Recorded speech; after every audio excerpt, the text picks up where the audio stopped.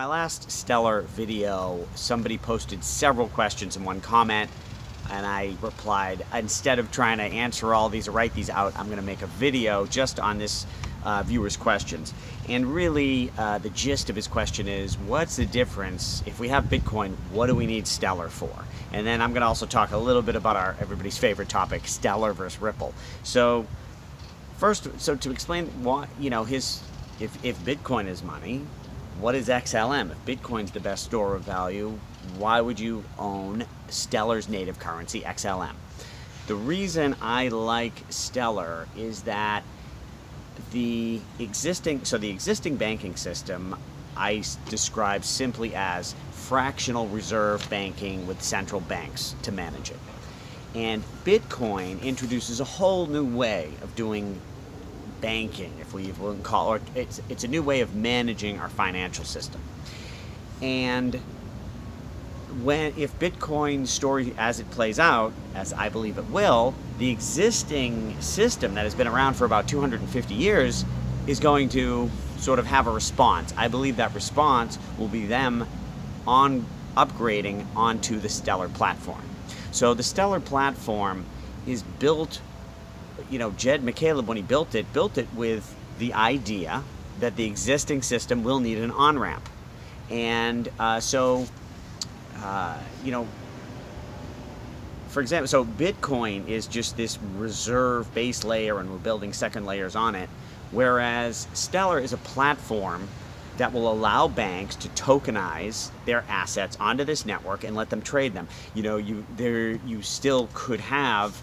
It's a system that easily supports the fractional reserve banking system, know your customer, and various other things. And also now, with Stellar hooking up with IBM, who do you think runs all the computers for the existing banks and central banks? It's IBM.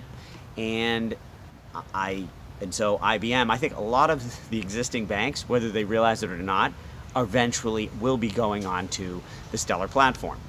Now, in regards to Ripple, well, isn't Ripple trying to do that? Yes, they are. But the difference, we can talk about the differences forever. We can talk about which technology is better in which way.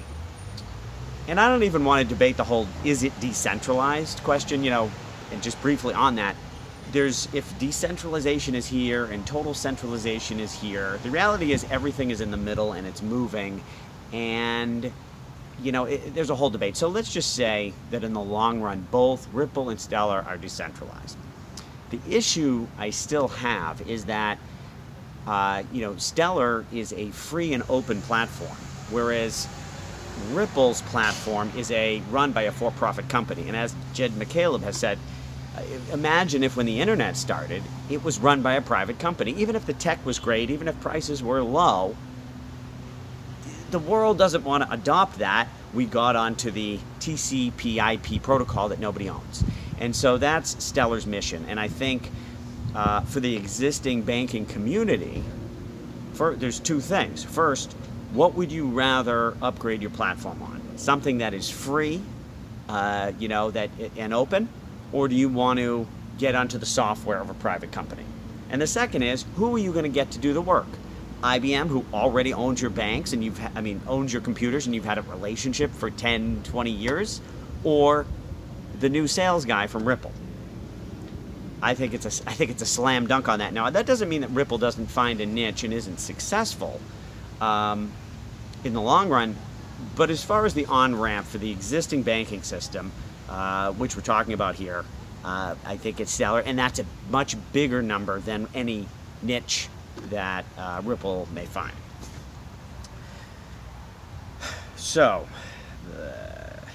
another thing, so on the Stellar platform is designed for creating tokens and allowing those to trade for free. And so you may say, well, then why not use Ethereum?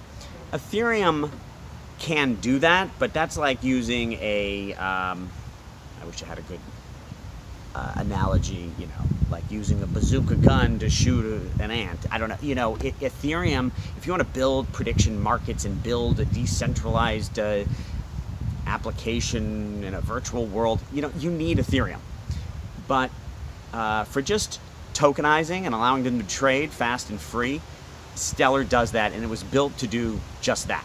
So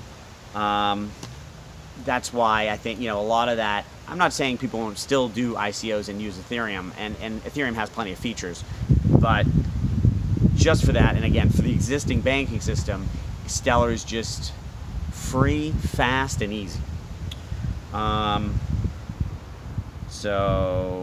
Okay.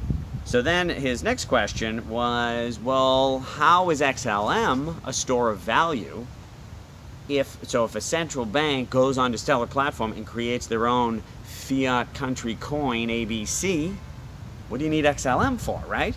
And part of that is true. However, when people convert one currency or one token to another token, XLM is used as the bridge currency. And, there's arguments that, well, when you convert, you only need to hold the XLM for like 2 minutes or 2 seconds, or I don't know, whatever amount of time it is. And so it's not really a store of value, it's just a utility token. And that's true, but I just think that within any ecosystem, its native currency that is core to the functioning of the network will have a percentage that is held as a store of value for some amount of time and for some purpose. And although, when we talk about Bitcoin, it's trying to be the ultimate store of value that you can put it there for decades. And maybe you can with Lumens, but I don't think the store of value story, I think, comes. My optimism with Stellar is I do believe that store of value, people do hold it as a long-term store of value, but my real interest is that the ecosystem will grow so much that the small uses, be it utility and short store of value holds of XLM, will be big enough. Just based on the size, I believe if this platform supports the existing banking system, which is trillions and trillions, I think XLM will do fine at these levels. So I hope that answers your question. I don't know why the truck has to park next to me right now. It looks like the food truck for Whole Foods got lost. He just did a U-turn. Okay. Store of value.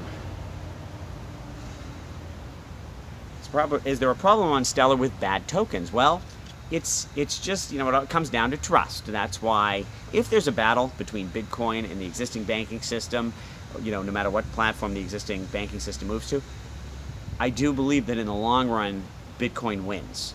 I don't know that the existing banking system goes to zero, and when I say in the long run, we could be talking 50 years. But the existing banking system, if they continue to do fractional reserve banking and allow that fraction to be, they only hold 10% of collateral, I think that the system is inherently unstable. And you have to be concerned. You have to not only do you have to trust who holds your money, if there's a big credit bubble thing going, people who even are trustworthy can get caught up in it, get caught with their pants down. So to the question, is there a problem with bad tokens? Yeah, I'm sure there will be. I like to joke, what's the difference between a Ponzi scheme and what's the difference between a Ponzi scheme and a bank? One's legal and the other isn't. So there will be bad actors if there's fractional reserve, and people will make mistakes, and there will be tokens that we suddenly realize don't have the collateral wasn't worth it, or they issued too many, and there'll probably be issues. However, I do think that the Stellar platform will provide a higher degree of decentralization, openness, and interconnectivity, and I believe our problems will be less than they are now on the Stellar platform, but those problems of bank runs would continue to exist anytime you have fractional reserve banking. So, or at least fractional reserve banking, we only keep 10% or less, right? If you had fractional reserve banking, but you had to have 80% in reserves, that might be pretty stable, I would think, and the other thing with these cryptocurrencies, we should be able to monitor the reserves in real time that banks hold, theoretically, and that will take a long time to build. So then yeah, if banks create their own coins, isn't that independent of the value of XLM? It is, but still, if they're doing it on the Stellar platform, there is some benefit to XLM. I kind of talked about that. And he's like, well, and he goes on with his questions, and what about third world countries? And, why not just use Bitcoin, right? And besides the idea that the existing system will want to maintain itself, but just for anyone in general, the problem is you can't just print Bitcoin. If you're a country who has no Bitcoin, you may want to just create this payment platform as a government and these banks, and they just kind of create their money out of nowhere and have all the software integrated and maybe use the laws to force people to use it. They can sort of create their own money from nothing.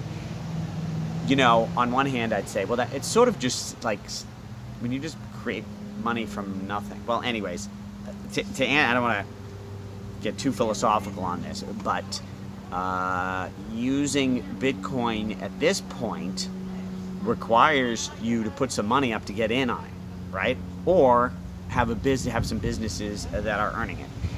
Whereas with Stellar, some bank could just go, or some government could just create fiat money backed by nothing, creating money out of thin air, create users because they're the government, and that's why I think some third world countries might choose the Stellar option over the BTC option.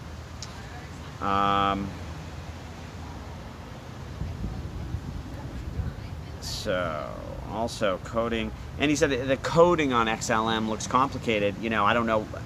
I'm not a developer. I don't know if you are, but from what I hear, it's actually really simple because Stellar's only trying to do one thing. It's trying to be a network that allows you to trade tokens instantly and allows anyone to create new tokens. That's all it does. It's very simple to that, and from what I've been hearing, very easy to develop things on that. If you're trying to do some super smart contract fancy thing, you either might not be able to do it, or maybe that's not so easy, and maybe Ethereum's for that project.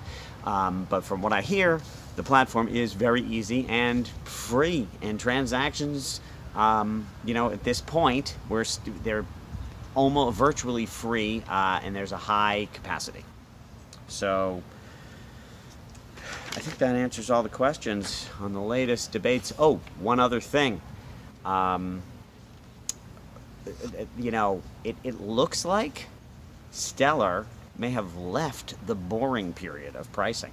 We came down, touched 18 cents a couple times, and I like to think that the boring period, that is, so you have the parabolic move up, the crash down, 70 or so percent, and then it's the boring period and bounces along its lows. And the boring period ends with a dramatic increase up, which we saw. We went from 18 to 30 in days. And then usually there's a pretty big pullback, and then it continues up and it's off and running. So far it's looking, the chart is telling me the boring period is over for Stellar. It doesn't look like it's over for Bitcoin yet, unless there's another run this week. Bitcoin needs to get over almost like 10,000, I think, to be running. So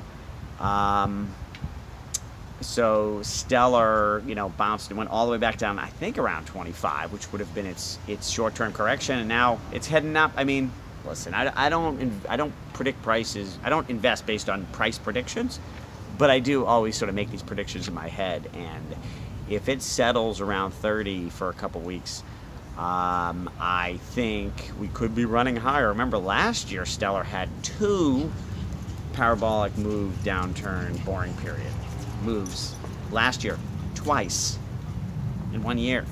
And it's been 6 months since the last one, so I don't know if that's the pace, if that's our if that's our heartbeat. I'll take it. We'll see, though. Thank you.